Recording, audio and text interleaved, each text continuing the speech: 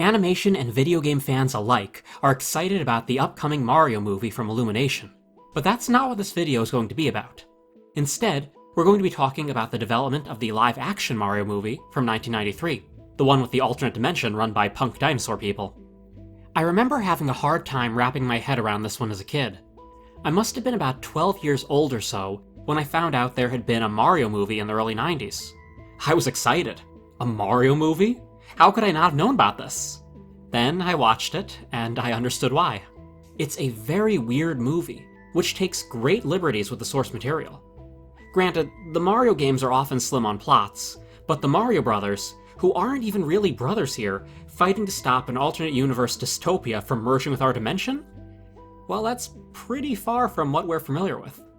But as off-the-wall as the final product is, its development was just as strange and arduous. Join me in the Warp Zone as we track the many screenplay drafts of the Super Mario Bros. If you want to read these scripts yourself, they're available on the Super Mario Bros. Movie archive, along with plenty more interesting material. Artwork, interviews, production notes, you name it. Definitely check this place out. Regrettably, the very first draft has not made its way online. It was written by Barry Morrow, best known for writing Rain Man. All we know is that it followed Mario and Luigi on an existential road trip. The rest is shrouded in mystery. The next draft, which we do have, is from July 1991. It was written by Jim Genuine and Tom S. Parker, the people responsible for movies like The Flintstones, Richie Rich, and Stay Tuned. This one had the makings of a grand, often sentimental fantasy, similar in tone to films like The Princess Bride. It was largely in line with how the Mario games were at the time. A vaguely medieval setting with magic everywhere. The world is populated with eccentric creatures, like mushroom people and turtle monsters. Although it's a far cry from the darker interdimensional story we ended up with, you'll see that it still laid the groundwork for certain plot elements that would follow. The first draft opens the same as the final movie does. A baby being dropped off at a church by a nervous, shrouded figure. The figure in question is an old man, said to work for the king.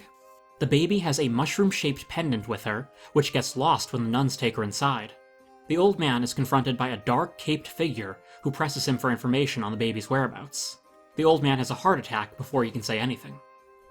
Flash to 20 years in the future. We meet Mario and his brother Luigi. Mario is described as looking fairly close to how he is in the games. A bulldog of a man with a red cap and red overalls who takes his job as a plumber seriously. Luigi, meanwhile, is younger, a dreamy romantic prone to getting lost in his own imagination. He's preoccupied with thinking about the woman he loves, Hildy. There's friction between the brothers right from the start. Luigi botches a plumbing job in an effort to be creative, and then gives some of their dwindling funds to a homeless man. Mario is understandably upset. Hildy, as it turns out, was the baby from the prologue. She has grown into a resourceful young woman working in a flower shop. Luigi visits her and presents her with a bouquet of daisies. They clearly love each other, but are both afraid to say so out loud. Later, Luigi has dinner with Mario, berating himself for not being able to tell Hildy he loves her. Mario, who was left by his fiancée 3 days before his wedding, tells Luigi to forget Hildy. That night, Luigi dreams that he and Hildy find the mushroom locket in the sewers, when Hildy is dragged away by a huge reptilian hand. The brothers' money problems, meanwhile, have gotten so bad that Mario has borrowed money from Big Eddie Delfino, who's expecting payment very soon. Mario tries to appeal his new plumbing designs to the city engineer for a big job, but gets denied an approval. The engineer holds out for a bribe, which Mario refuses. The dejected elder brother finds Luigi with some neighborhood kids. Luigi tells them a fable about a fisherman finding a genie in a bottle. The genie, having grown angry at being trapped for so long, wants to kill the fisherman. The fisherman doesn't believe such a big genie could fit in such a tiny bottle. To prove it, the genie shrinks back into the bottle, allowing himself to be trapped again. No matter how big, how powerful the guy, you can always beat him with this. Only in fairy tales, kids. Not in real life. Not in Brooklyn. Luigi tries to lift Mario's spirits by saying he's gotten them a job. Unfortunately for Mario, Luigi really means that he volunteered to fix an old church's plumbing for free. In the basement of the church, lodged in some old pipes they knock over, the brothers find the locket. Luigi recognizes it from his dream, and knows it holds some sort of significance. Mario just sees it as a way out of their financial problems. The next day, Luigi snatches the locket before Mario can offer it to Big Eddie. Over at the flower shop, Hildy is greeted by a strange, creepy man who struggles to appear normal. He introduces himself as Mr. Koopa and tells Hildy her parents are alive and hired him to find her. He appears to hypnotize her, making her drop her guard. Luigi enters with the locket, but is unable to speak to Hildy for too long. She quickly leaves with Koopa, who Luigi immediately distrusts. For one thing, he catches Koopa sneezing and accidentally breathing fire when he does. Luigi jumps in the plumber's van and drives after Koopa and Hildy. Mario manages to hop in, being pursued himself by Eddie's goons. The chase leads them to an abandoned diner in a back alley. Instead of a kitchen, all the brothers find is an empty room, with a large green pipe jutting out of the ground. They hide in the pipe from Eddie's goons, and find themselves transported to a grassy meadow. As the brothers scuffle for the locket, a piranha plant pops out and tries to eat them. They escape and survey the strange new world they found themselves in. It isn't long before they hear someone calling for help.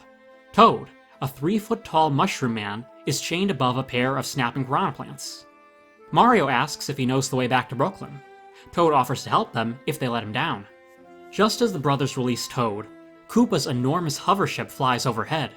Luigi takes off after it. Toad tries to run the other way, but is stopped by Mario. Listen, you. Toad. My name is Toad. You said you'd guide us home. Come on. I did? Actually, I have a terrible sense of direction. The hover ship lands with Koopa and Daisy. Koopa is accompanied by his reptilian troopas. It is revealed that he's enslaved a race of human-like people called Yeelas. Koopa's wizard, Beetleman, uses his magic wand to remove Koopa's human disguise, restoring his scaly glory. The script describes him as one horrific dude. Luigi tries to rescue Daisy, but gets himself, Mario, and Toad caught. The brothers are tied to a tree while Koopa boards the hover ship. The Yeelas are forced to load a huge, pointed battering ram into a giant crossbow, ready to fire at the brothers. Koopa flies off, leaving them to their fate.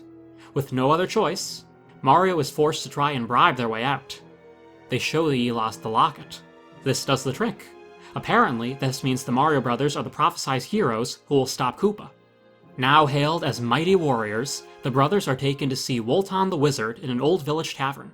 Wotan is initially skeptical of the two boys from Brooklyn. He tells them that the locket holds the key to defeating Koopa, and that the secret will only reveal itself to true warriors. When Mario and Luigi cannot tell him what the secret is, Wotan sends them away. They are clearly not true warriors.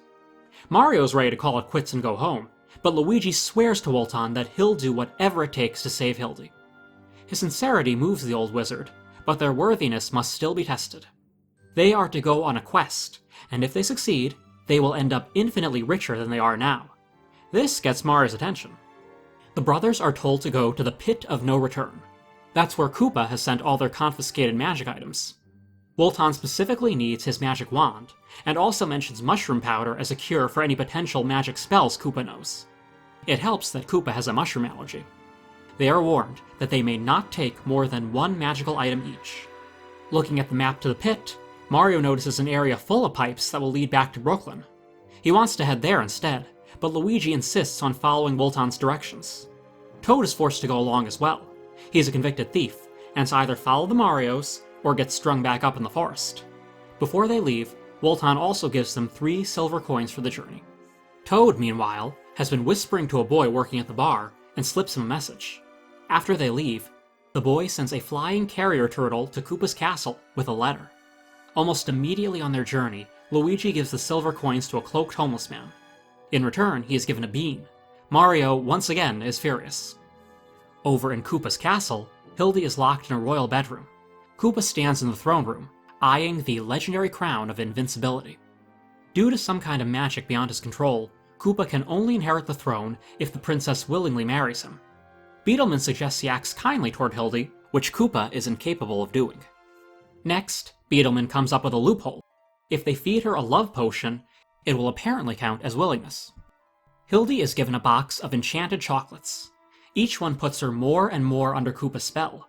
Beetleman assures Koopa that in a few days, she will be completely bewitched. Around the same time, Koopa receives Toad's message that the Marios are still alive. He sends a pair of elite assassins, the Hammer Brothers, out to finish the plumbers off. The Marios and Toad set up camp in a strange landfill, full of lost items from our world. Luigi even finds an old Swiss Army knife that belonged to their father. Remember? He gave it to me when I was 10. Yeah, and you lost it. I wouldn't have lost it if he had given it to me. Later, Luigi is sleeping by their campfire.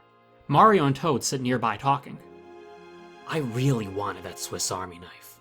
I really wanted it. But Luigi got it. Luigi always got everything. You know what I got? When Papa died, I got to go to work. And when Ma died, I got him. Unbeknownst to Mario, Luigi is awake and has heard the whole thing. The next morning, the trio comes across a slave camp. Toad's people, the Toadstoolians, have been enslaved by Goombas, here described as looking like mushrooms, but fiercer and grey. The Toadstoolians are collecting fruit that gets loaded into wheeled carts. Just then, the Hammer Brothers arrive looking for the Marios.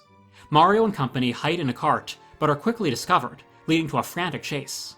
Among other things, the Marios find themselves suspended in a cart over a mountain like a chairlift, while the Hammer Brothers throw axes at them. The heroes escape back into the woods, with the villains in hot pursuit. An incredibly ugly hag pops out of a tree stump, enamored with Mario. She tells him that she's really a beautiful woman under a curse. Only a kiss will break the spell. She agrees to hide them if Mario kisses her. Extremely reluctant, Mario agrees. The spell remains unbroken, but the woman hides them anyway. After the Koopas pass, she says the kiss didn't work because Mario's heart is cold. Once it warms up, the spell will be broken. Mario remains skeptical. Back at the castle, Koopa vows to kill the brothers himself. He stops to check in on Hildy, who is slowly succumbing to the chocolate spell. She barely notices the obvious changes. Any resistance melts away with another bite. In the woods, Mario stops to rest on an oddly shaped rock. The rock turns out to be an egg, and hatches into a brontosaurus-like creature. It immediately imprints on Mario. When the plumber tries to escape, it lashes onto him with a 10-foot-long tongue. Toad christens the dinosaur Mario Jr. The dinosaur tries to follow them, but Mario shoos it away. He gruffly assures Jr. that his real mother is nearby. The dinosaur is left behind, whimpering sadly. Right after this, the Marios come to a massive hole in the earth. They finally reach the pit of no return. The creepy caverns end up resembling a fortress level in one of the video games.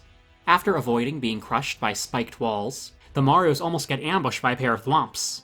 The huge rock creatures fall from the ceiling, but the heroes manage to avoid them in the nick of time. The next obstacle is a Babam. The wind-up toy charges at them, loudly counting down from 10. The brothers and Toad toss them to each other as their time grows short. At the last second, Mario throws the bomb under another thwomp, killing 2 birds with 1 stone. Now the heroes have reached the treasure chamber. Luigi reminds them that they're only supposed to take 1 treasure each. He chooses the magic mushroom powder. Toad reaches into an urn marked Flight Gear, and curiously pulls out a large red leaf. Mario discreetly pockets a jewel, and then grabs Walton's magic wand. As they head out, a ghost emerges from the wall and tries to pull Mario back in. As Luigi and Toad try to rescue him, the jewel falls out. The ghost snatches it and flies away. Luigi lightly chastises his brother, but Mario doesn't want to hear it. The heroes emerge from the pit, only to find Koopa and his troops waiting. Toad asks to speak to the king, and is allowed to talk to him out of the Mario's earshot. I was the one who sent you the message about them, sir, and I've tagged along as a spy to keep tabs on them for you. Good work. What do you think we should do with them? Oh, they're really a couple of noodleheads, sir. No danger to you at all. The best thing is to take them to the outpipe and kick them back to where they came from.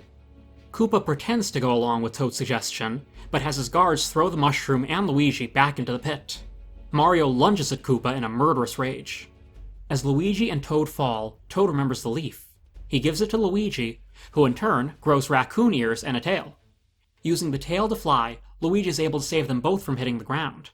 Right as they safely hover over the floor, the tails and ear disappear, leaving them safe, but stuck.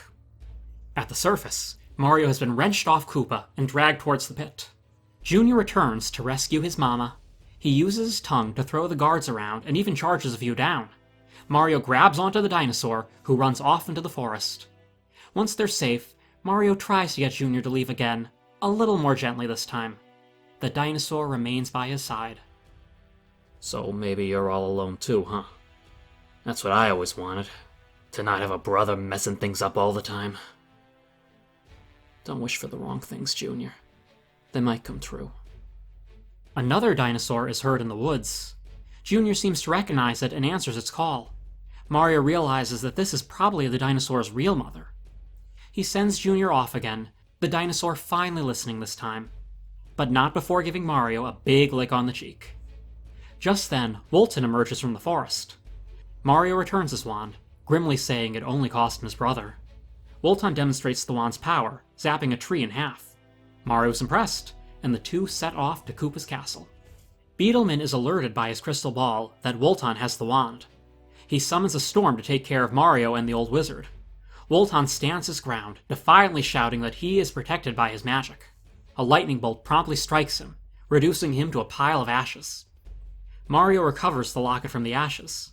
He hopes it holds the secret to beating Koopa, but now he's more alone than ever. Down in the pit, Luigi and Toad are being chased by an enormous mole.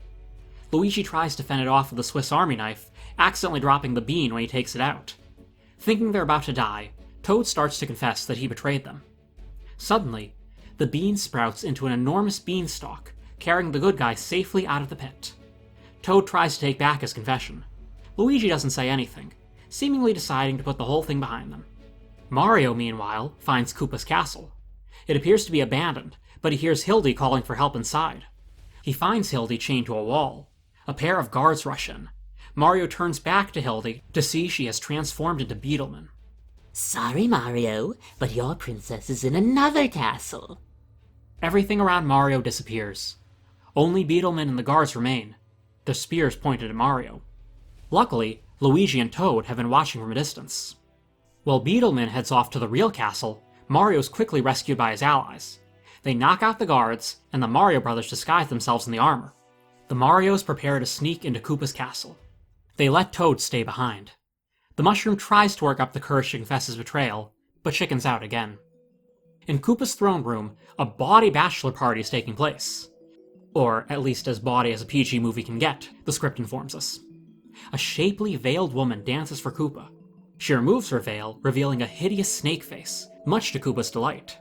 The disguised Marios accidentally blunder their way into the middle of the party. Koopa assumes they're jesters and demands a song. The brothers improvise a song in praise of Koopa, which the king actually enjoys. His guard, Mugger, is suspicious of the entertainers. The brothers dance out of the room after the song, discreetly followed by Mugger and several troopers. The brothers find their way to Hildy's room, only to find that she's become a shrill, grotesque wench. The perfect bride for Koopa. She initially screams at them to get out, only stopping for a second when she has a fleeting memory of Luigi. It's too late. The guards drag the brothers out of the room. The confused Hildy turns back to the chocolates. She only has one left. The brothers are thrown into the dungeon, onto an icy floor. The guard informs them that the ice will melt in the morning. Under the ice swims a school of hungry razorfish. The Marios are going to be breakfast. Now left in the darkness, the brothers have a heart-to-heart. Since the first time I saw her in the flower shop, I wanted to tell her how I felt. But I waited, and now it's too late. I love you, Mario. Even though it hasn't been easy. Hasn't been easy. Living with you ain't been no walk in the park either, you know. Mario, I wanted to leave you long ago. You wanted to leave me? I would have paid you to get out. I would have bought you a first-class ticket. But before Mama died, she made me promise to take care of you. What? What are you? She knew that all you cared about was money and work, and that if I didn't watch over you, you'd become bitter and hateful, and your heart would grow cold forever. Maybe I failed. Luigi gives Mario the Swiss Army knife he always wanted. The two pass it back and forth for a bit, but Luigi finally convinces his brother to keep it. Morning comes all too soon. Hildy finally eats the last chocolate, falling completely under Koopa's spell. The wedding is due to start, with Koopa fuming that almost no one showed up. The icy dungeon floor begins to melt. The razorfish surround the brothers. Toad has finally mustered up the courage to sneak into the castle himself. He picks a tiny mushroom spore off his head and poisons the guard. Grabbing the keys, Toad rushes into the cell, loudly confessing that he betrayed the brothers. Mario frantically forgives him, as long as he saves them from the fish. Now it's time to stop the wedding. The brothers look over the main hall, where Beetleman performs the ceremony. A bewitched Hildy stands in a ghastly green dress, with a bouquet of twigs and thorns. Mario swings from a chandelier, intending to land on Koopa. It breaks, landing on some Troopas instead. Toad jumps down as well. A fight breaks out. Luigi readies his mushroom powder. Koopa orders Beetleman to speed up the wedding. Both Hildy and Koopa say their I do's. Beetleman instructs Hildy to place the crown of power on Koopa's head. As she does this, Luigi swings down on his own chandelier, sprinkling the powder on Hildy. The spell is broken. Luigi rushes to Hildy and is finally able to confess his love. Unfortunately, Koopa has been crowned. Blue electricity surges through his body. He's about to vaporize the brothers when Luigi throws the mushroom powder in his face. Allergic, Koopa goes into a fire sneezing fit, allowing Mario, Luigi, Hildy, and Toad to make their escape. Bowser manages to zap Luigi, who begins to slowly turn to stone. He tells the others to keep running, but Mario refuses to leave his brother behind. As Luigi fully turns, he reminds Mario about the fisherman and the genie. The heroes run through the castle, pursued by Mugger and the Troopas. Along the way, they also run into a pair of chain chomps. The chase ends at a lava river. A rickety bridge is their only way across. Before they can fully make it, Koopa blocks their path, still empowered by the crown. Mario pulls out the locket and begs it to open, hoping for the key to defeat Koopa. Wolton's face appears in the locket, informing Mario that he lied. The true power is within Mario. Mario tells Toad and Hildy to drag the Luigi statue to safety. Koopa flies down, ready to take on Mario personally. The plumber does his best to stand his ground, but Koopa is too powerful. He soon finds himself dangling over the lava. Finally understanding what Luigi meant about the fisherman, Mario tries a different approach. Oh, you think that crown makes you big? Hey, I admit, I got a problem about my height. I'm a little touchy about it. But I know I'm bigger than you'll ever be. I'll show you big. Koopa begins to grow. Each time he grows, the bridge creaks under his weight. The crown, meanwhile, stays the same size. Beetleman realizes that Koopa will soon break the bridge and warns him. In response, Koopa levitates off the bridge. Thought you could outwit me? Not at all, not at all. By the way, your shoe's untied. Koopa looks down, causing the tiny crown to fall off. Without his powers, Koopa ends up falling, dangling from the same rope as Mario. He calls to his minions for help, but Mugger and Beetleman have had enough. They make no effort to help their tyrannical king. Mario, positioned above Koopa, scrambles up the rope and cuts it using his father's knife. Koopa plunges into the lava. A second later, a giant flaming Koopa head emerges, trying to take one last shot at his enemy, but it's no use. Game over. Everyone, even Mugger and Beetleman, cheer. They're finally free. Luigi is restored as well. Wolton appears, wearing the crown of invincibility, revealing himself to be the rightful king. He is now reunited with Hildy, his long-lost daughter. Later on, the whole kingdom has gathered at the pipe leading back to Brooklyn. Wolton gives a speech, thanking Mario, Luigi, and Toad. Hildy has decided to return to the home she knows best with Luigi. Mario appreciates the gratitude, but asks about payment. After all, Wolton said they'd be infinitely richer by the end. Wolton gently taps his heart. That's where Mario's riches lie. After saying goodbye to Toad, Mario remembers they still have to deal with Big Eddie back home. Mario, if we can beat a guy like Koopa, we can handle anything in the real world. Just as they're about to leave, the old hag jumps out and gives Mario another kiss. This time, she turns into a beautiful woman. Mario is instantly smitten, but is pulled into the pipe by a beam of light. 3 months later, Mario, Luigi, and Hildy sit in an Italian restaurant, celebrating paying off Big Eddie. Luigi and Hildy are now engaged. Mario, still feeling a little lonely, intends to just focus on business. Just then, he sees a beautiful woman across the room, looking like the transformed old hag. Mario approaches the woman, very much a man in love. Outside the restaurant, the Brothers Plumbing van sits parked with a new logo. Super Mario Brothers. Ace Plumbers. On one hand, there's a lot that feels rather cliché in the script. The fantasy setting is very reminiscent of many movies from that time. Nothing new. The jokes also tend to be rather cheesy, especially when Toad is involved. On the other hand, even in the cliché parts, the script felt very earnest. It's an unironically emotional journey for both characters. The focus on Mario and Luigi's relationship, plus Mario learning to be less jaded, is often quite touching. The amount of game elements they managed to work into the plot was impressive. And in addition to the cheesy parts, there are some pretty well-written scenes, some of which I highlighted.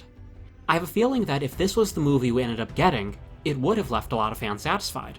But that's far from the end of our story. Parker Bennett and Terry Runte were brought in next.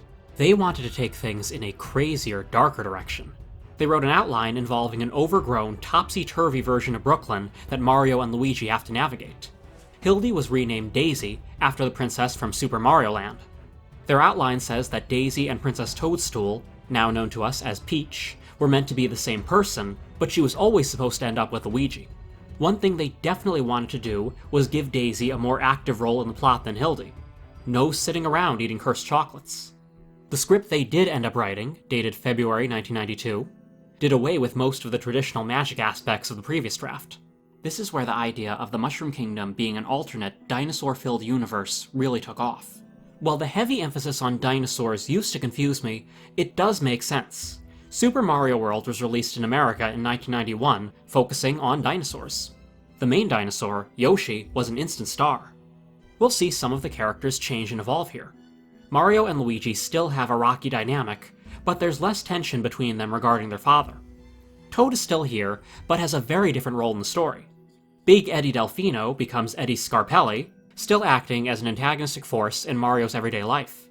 As you'll see, while it retains some elements from the fantasy draft, this script here is what really laid the bulk of the groundwork for the eventual Mario movie. The script opens on a scene practically identical to the one in the final movie.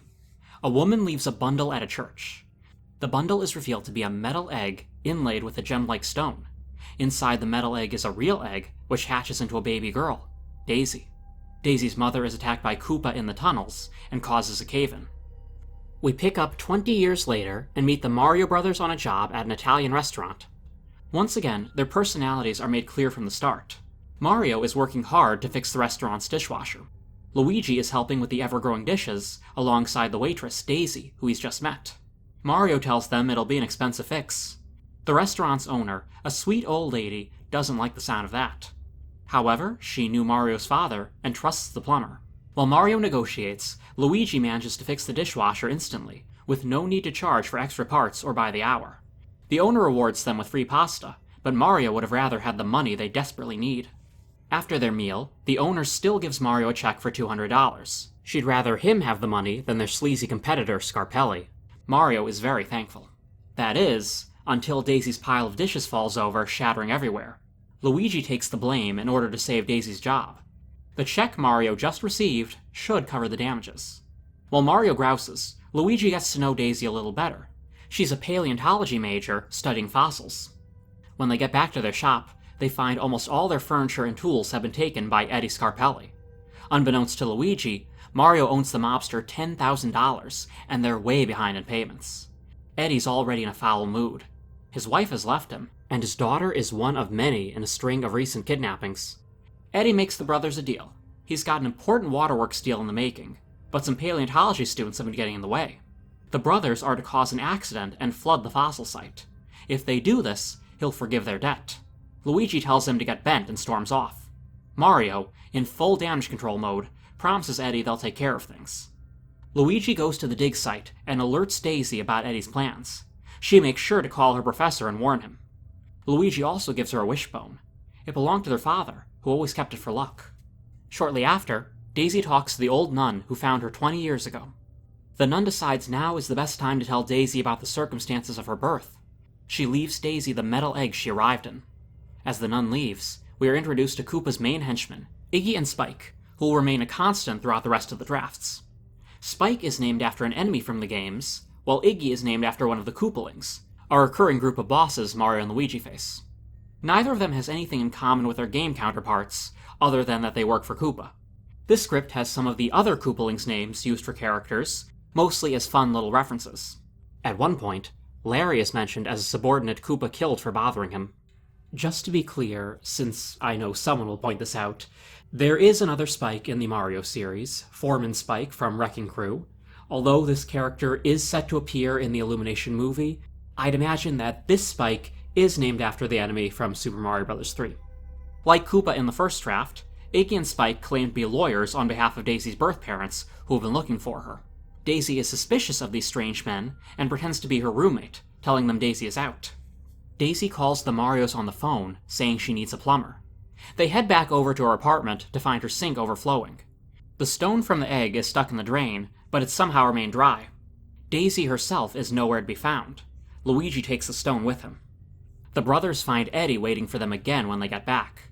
He's in an even worse mood now. He knows Luigi snitched to Daisy about their scheme, and he's going to make them pay with their lives. The two manage to escape in their van, but it conks out 3 blocks away. They find themselves standing on the Brooklyn Bridge, unsure of what to do next. As luck would have it, they spot Daisy being dragged away by Iggy and Spike. They chase them down to the excavation site, where Daisy is pulled deep into the tunnels. Inside, like the final movie, the brothers find a portal to another world.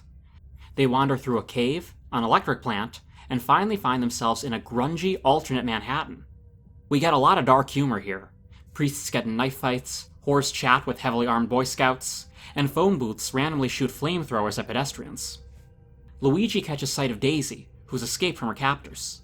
However, they still end up getting separated in the crowd. The brothers go to a police officer for help and wind up getting arrested. Coincidentally, Daisy finds herself arrested as well.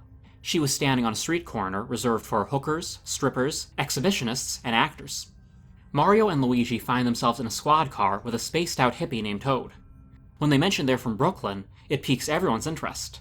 The police radio their captain, and Toad begins rambling about how they're all really in a subdimension.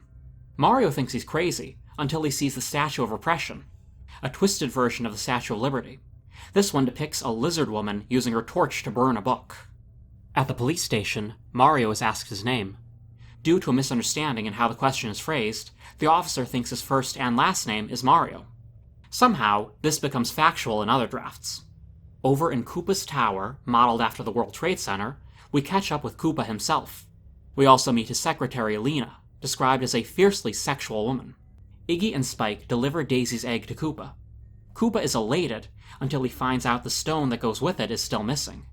Iggy and Spike are as good as dead until Koopa gets a message from the police informing him that some mysterious plumbers carrying the stone have been captured. Koopa, feigning friendliness, asks the Marios about Daisy's whereabouts. It's a dangerous city. She'll need help. Luigi doesn't trust him, but Mario, without thinking, points out Daisy in a nearby cell. Koopa drops his facade and orders the brothers to be taken to the de-evolution chamber. Daisy is put with the other kidnapped girls from Brooklyn, the Brooklyn Babes as the script calls them. Of particular note is Daniela. Described as a tough girl who could be a bad influence on Madonna, she's also Eddie Scarpelli's daughter. The Mario brothers are led to the Devo chamber, absolutely terrified. Toad is less afraid, calmly spouting out some helpful information. The really nasty ones get trained for Koopa's elite guard, Goombas. Some come out snaky, some are like reptiles, depends on your roots. Me, I'm a mutt, part chameleon. As a demonstration, Koopa has his brown-nosing clerk, Simon, strapped into the device, and evolves him into a pile of primordial ooze. Mario and Luigi fight back. Like in the movie, Koopa slips in what's left of Simon and falls into the device, allowing the plumbers to escape. Toad, being part chameleon, blends into his environment. He manages to get the drop on one of the guards and steals his flamethrower. The heroes hide in the evidence locker where they stock up on supplies. Luigi is sure to grab the stone and the wishbone. Mario is hesitant to put on the air stomper shoes. Toad tells him, just do it, a not too subtle reference to the Nike slogan.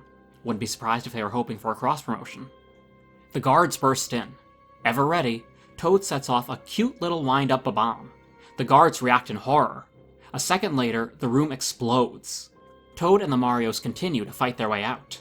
The Goombas are on their tail, described as wearing clanking turtle-like armor. The heroes use their flamethrowers to fire tennis balls filled with jet fuel at their pursuers. Using the air stompers, the heroes leap off the roof and fly to safety. Half the police station collapses behind them. Next, the trio steals a cop car and drives out of the city, leaving chaos and destruction in their wake. At one point, they destroy an elevated train track, sending the train crashing down and driving into the pursuing officers. Some of this is also because a good deal of the city is rotting and covered with fungus. Toad says the fungus is actually their former ruler, King Karma, who was devolved by Koopa. After sitting in the de-evolution chamber, Koopa is feeling closer to his monstrous dinosaur roots.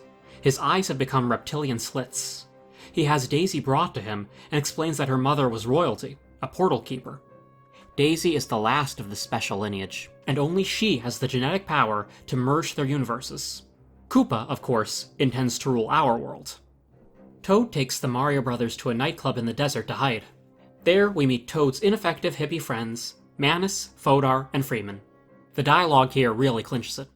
Koopa, man. What were we thinking when we voted for him? You elected this guy? Well, sort of. You can vote, but only for Koopa. You can vote for Koopa the Statesman, Koopa the Despot, Koopa the Stud. This, in our opinion, does not constitute as true democracy. Why doesn't someone run against him? Well, Koopa the Sensitive ran, but... No, I mean someone other than Koopa. Oh, I don't know. Koopa wouldn't like that.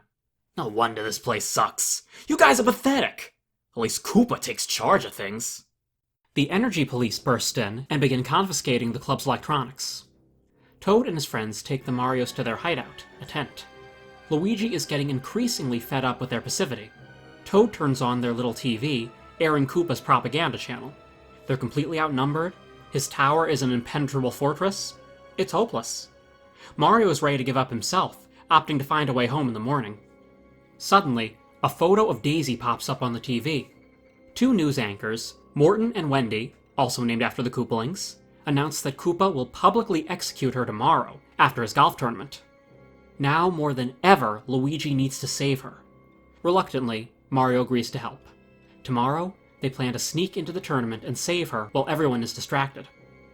The golf tournament is a fantastic set piece. I really wish this had made it into the movie, although I'm sure it would have caused the budget to skyrocket. It's treated like a star-studded event, with Koopa's political rivals all competing against the big guy himself. We quickly find out that the tournament is actually a way to eliminate the rivals, with each non-Koopa competitor meeting a grisly death on the course. One falls in the sand trap, which is full of quicksand. Another is implied to have been eaten by razorfish, and the last one is seen struggling with a hungry Tyrannosaurus Rex.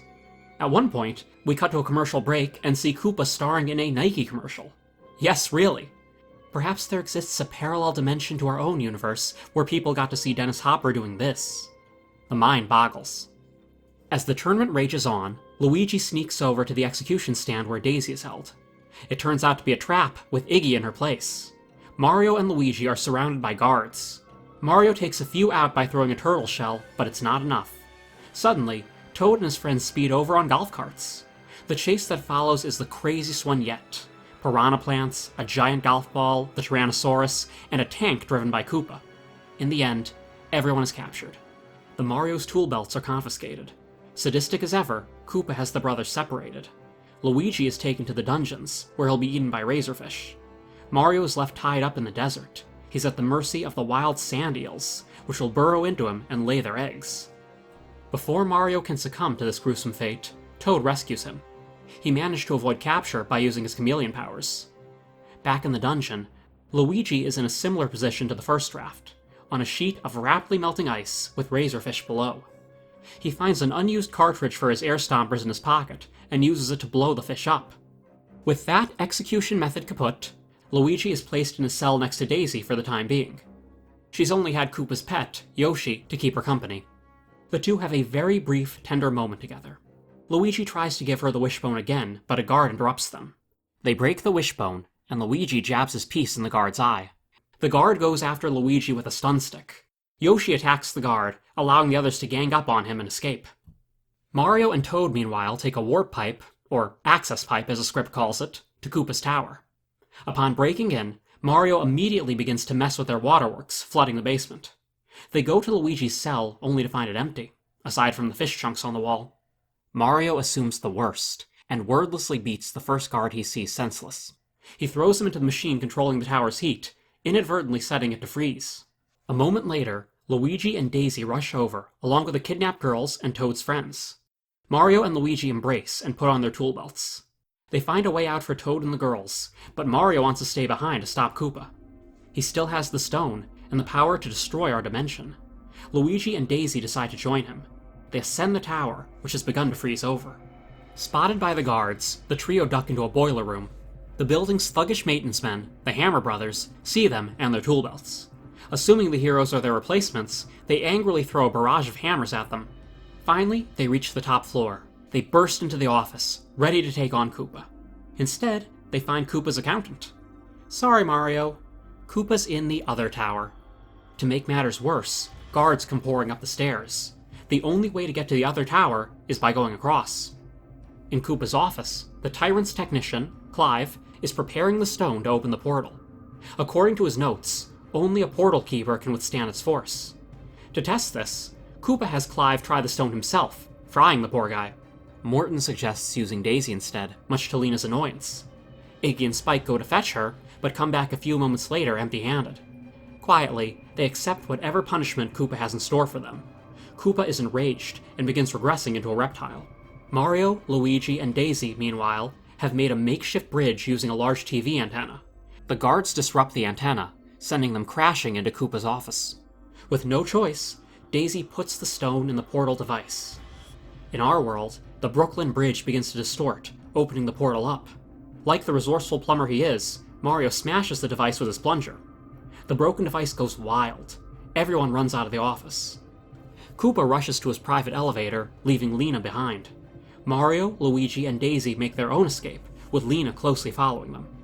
Everyone manages to escape just as one of Koopa's twin towers explodes, in a scene that I'm sure wouldn't age poorly. Toad and his friends are waiting at the portal shrine where the brothers first entered. The portal has opened back up thanks to the device, but due to Mario's interference, it's beginning to act erratically. They send the girls back to Brooklyn through the slowly shrinking portal. The brothers and Daisy show up next. Toad and his friends opt to stay in their world, with a new sense of confidence. Toad gives Mario a pair of air stompers. We have a saying here that before you judge a man, you should jump a mile in his shoes. Actually, it's not a saying so much as an advertising campaign, but I wanted you to have these anyway. Lena, on the other hand, would much rather go to the real world. Without much of a reason to say no, Mario sends her through the portal next. The dimension continues to grow unstable. Luigi and Daisy enter. Mario is about to go in last, when Koopa grabs him. The two tumble into the portal, which doesn't send them home. It sends them to... Well, the following scenes are so insane that I feel I just have to read from the script. This is just 2 of the subdimensions described.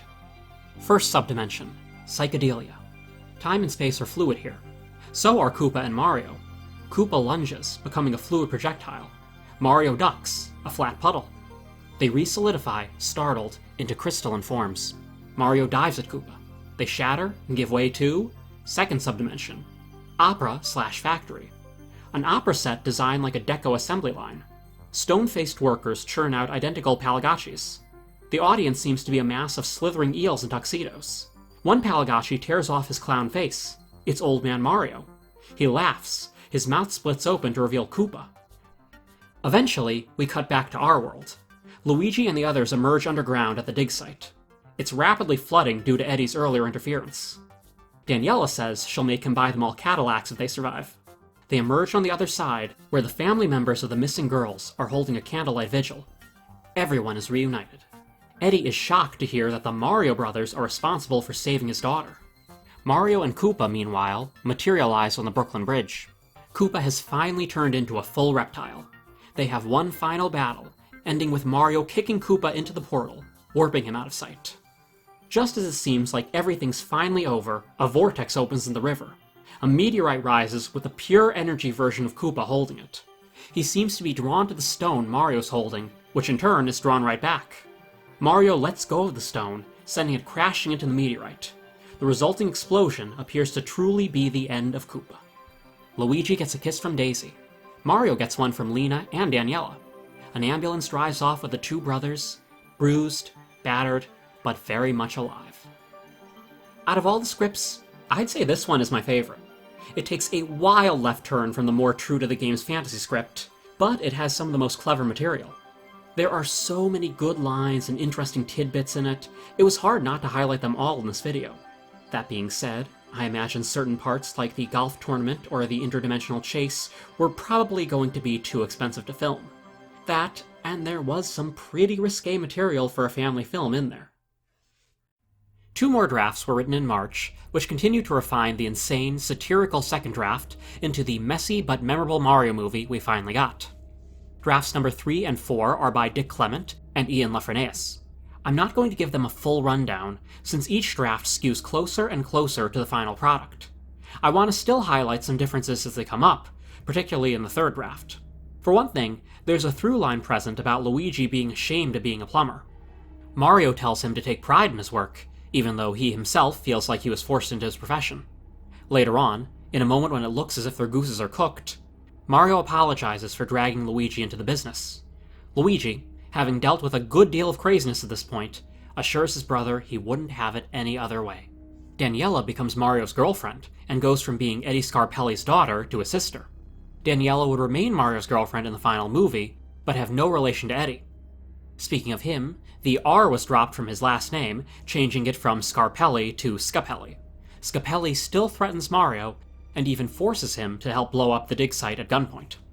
The name of the dinosaur world was Dino York in the third draft, and Parallel New York in the fourth. It was eventually called Dino Hatton. When Daisy gets away from Iggy and Spike upon being taken to Parallel New York, she hides in an abandoned church.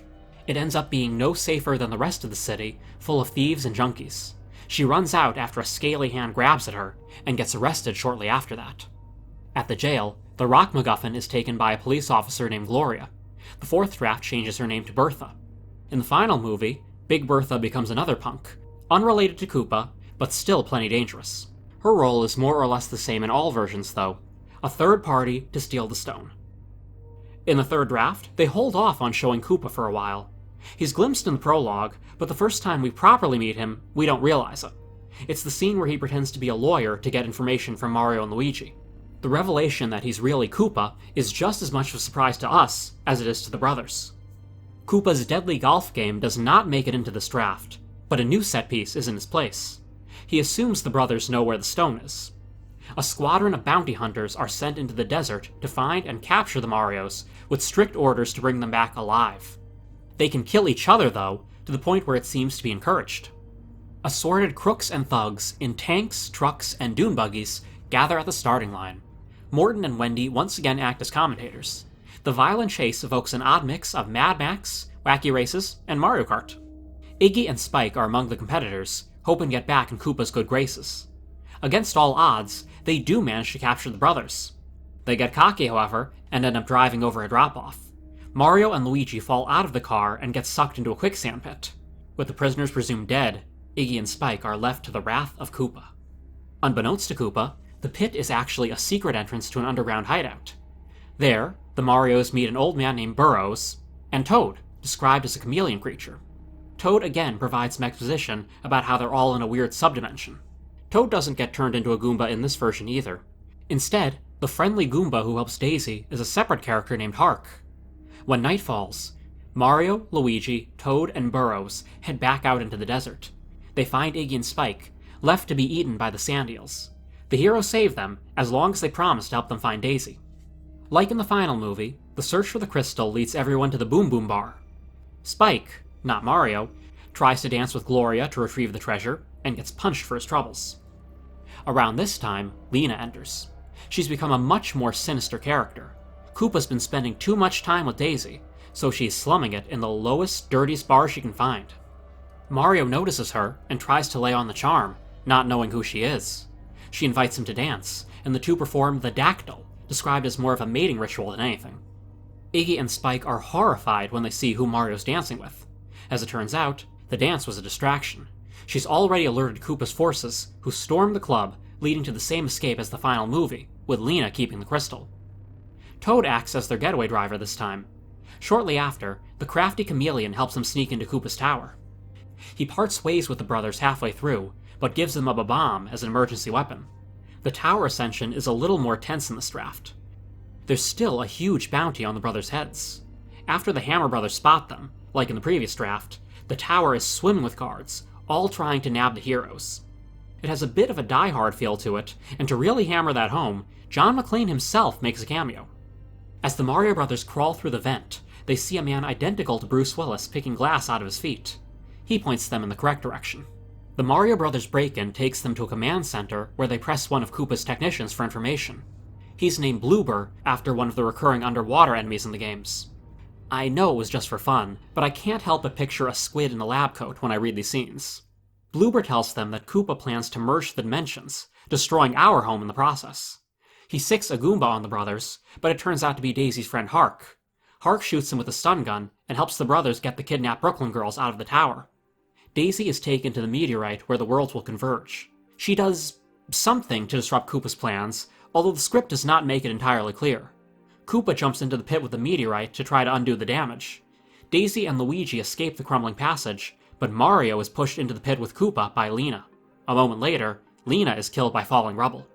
Luigi, Daisy, the kidnapped girls, Iggy and Spike all make their way to the portal heading home. Toad chooses to stay behind. Mario and Koopa still have a subdimensional fight, but it's much less elaborate than the previous script.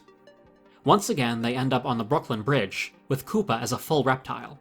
With none of his plumbing tools working against the beast, Mario winds up the bomb and sends it toward Koopa. The bomb misses its target and keeps walking along the bridge.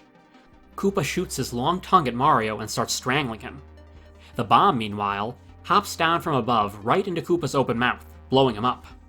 The script ends rather abruptly at this point with only a page left. A block party is held by Eddie in honor of the Super Mario Brothers, where their new state-of-the-art plumbing truck is unveiled. Iggy and Spike are there as well, now working for the Marios. A pair of Japanese executives approach the brothers for the rights to their adventure. Mario is modest. They had a job to do, and they did it. Heroes or plumbers, it's all the same. The fourth draft is fairly close to the third, as I said. Dialogue is tightened up, and scenes are reordered, but a lot of it is very much the same. There are still a few differences I should highlight, however. Toad is first met when the Mario Brothers are thrown in prison. Later on, he rescues them from the death rally, having bribed his way out. Burrows is omitted entirely, which is fine since he was a mostly superfluous character. The unlucky lab technician who gets devolved into primordial ooze is named Wart in this draft. That's the same name as the villain from Super Mario Bros. 2. I thought it'd be worth mentioning, since he's very rarely appeared in anything since then. Iggy is the one to give Mario the bomb, not Toad. Listen, take this. It's cute, but it's bad. I don't have kids. This isn't kid stuff. This can blow your head off. Better than Koopa getting you alive. Hark the Goomba gets to do a little more and even tries to save Daisy from Koopa. Unfortunately, the evil king throws him off the building for trying to interfere. This script introduced the idea of Luigi making friends with the sentient fungus that covers Koopa's kingdom. It also has Lena try to kill Daisy, like she does in the final movie. Speaking of Lena, she meets a slightly different fate. When the worlds begin to converge, Lena finds herself on stage in a performance of Phantom of the Opera in our New York. The unstable dimensions cause the theater to shake, and the infamous chandelier collapses on her. After Koopa is defeated, we get a few scenes in his Dino dimension. Things are getting better. Flowers bloom, the smog disappears, and Toad looks happier than ever. This draft was further revised in April 1992 by Ed Solomon and Ryan Rowe. Once again, we can see the final movie continuing to take shape. The dialogue is different here, but in a lot of ways it's pretty close to the movie. I'll get more brief from here on out, running through some details of note. Eddie Scapelli becomes Eddie Kennelly, a rival plumber to the Mario Brothers, and still very much a gangster.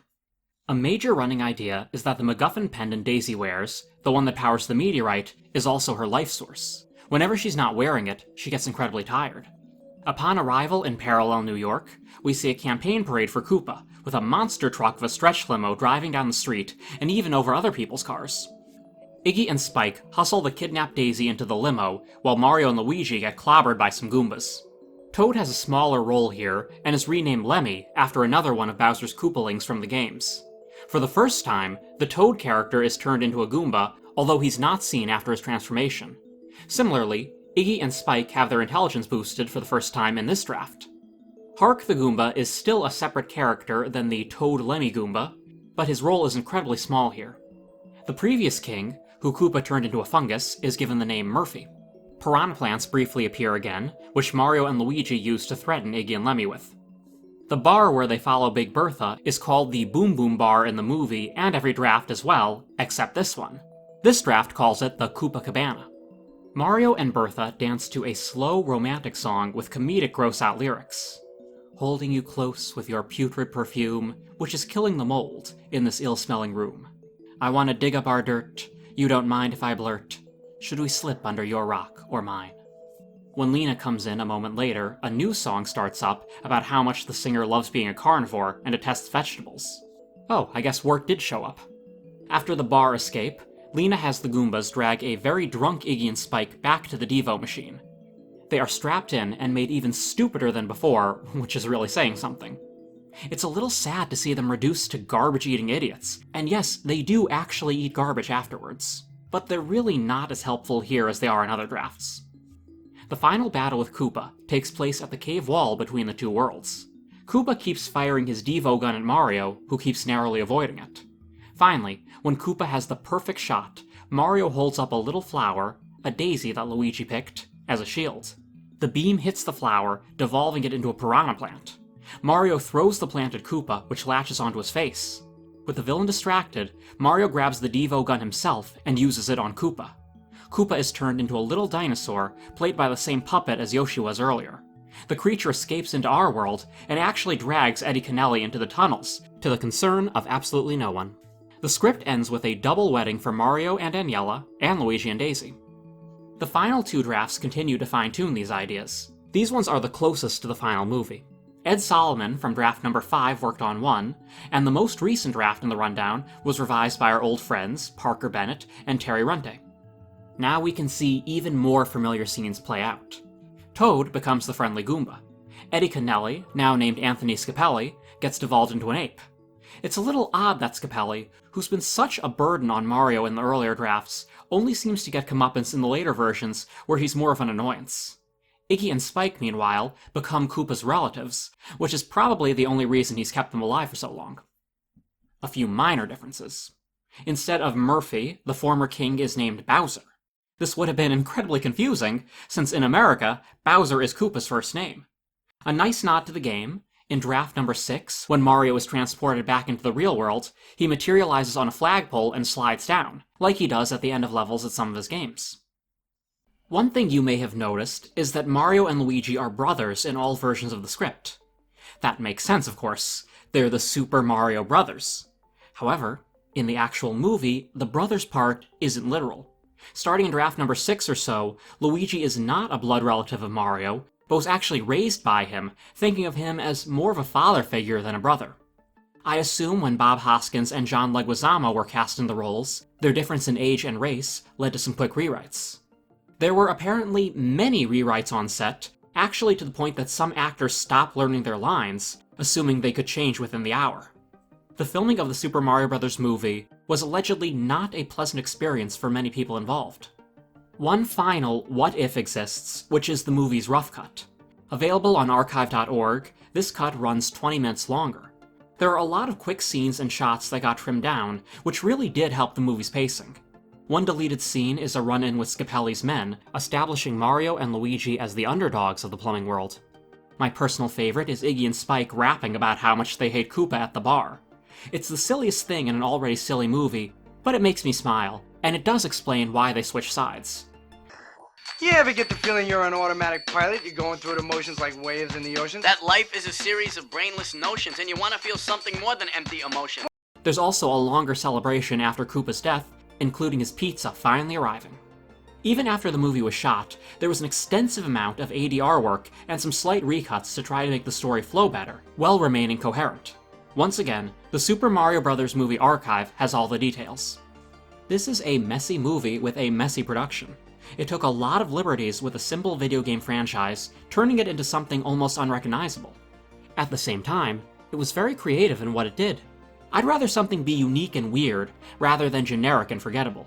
Looking through these scripts, you can really see that there was an effort made to tell an engaging story about Mario and Luigi overthrowing a tyrant. Budget problems and major creative differences led to the movie not being quite as good as it could have been. And yet, it still has a charm that you don't see every day. Whatever happens with this upcoming movie from Illumination, I hope that this offbeat adventure won't be forgotten. A radical development is taking place. Iggy and Spike will set the pace. Koopa! The party poopa! The poopa scoopa!